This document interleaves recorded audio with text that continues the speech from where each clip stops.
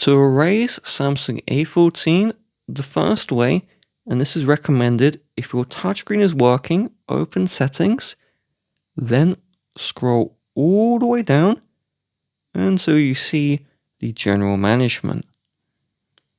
Then scroll down and select a reset. And the first way is to factory data reset from here. This is beneficial because it will wipe your Google accounts. If we use the hard reset, the Google account stays and we have to enter it in, so we can't actually sell the phone that way. And so if you do want to do the second way, doing that hard reset, we first connect the phone to another computer or Android. This is a must. Then I will do a key combination. So pause the video and get your phone ready. I will begin in 3, 2, 1. Press and hold power and volume down. Keep these two held down for 10 seconds. So I'll start counting now. 7, 8, 9, 10. Release power and volume down. Now press and hold power and volume up.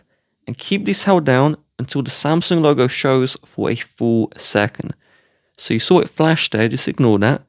I'll keep these two held down until that logo fully shows.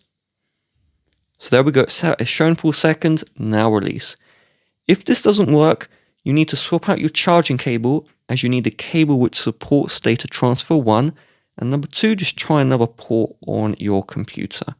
So in recovery, we use volume down and up to navigate, and we use power to select. So keep on clicking volume down until you see the wipe data.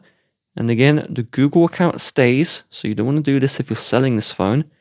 And then click the power button to wipe the data. Then click volume down one more time and click power to do the factory reset. It will bring you to this screen, then click power to reboot your system.